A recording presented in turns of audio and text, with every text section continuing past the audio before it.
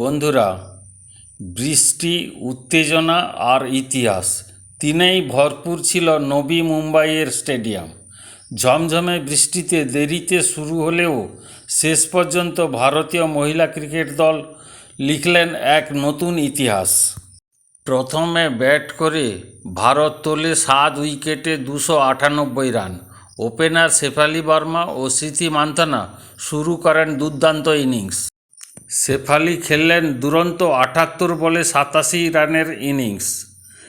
স্মৃতি করেন 45 আর শেষে দীপ্তি শর্মা 58 ও রিচা ঘোষ 34 রান করেন। 298 রানের লক্ষ্য তাড়া করতে নেমে দক্ষিণ আফ্রিকার শুরুটা ছিল ভয়ঙ্কর।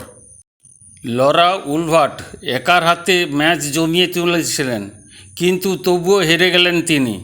অসাধারণ ফিল্ডিংয়ে ফিরলেন তাজমিন রিটস, সরাসরি থ্রোয়ে রান আউট করেন অমলজিৎ কৌর।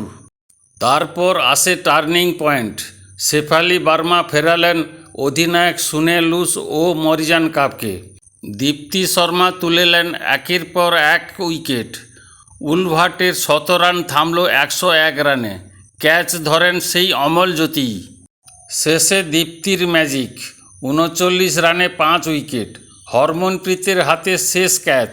সঙ্গে সঙ্গে স্টেডিয়ামে শুরু উল্লাসের বিস্ফোরণ। তৃতীয়বারের চেষ্টায় অবশেষে বিশ্ব চ্যাম্পিয়ন ভারত।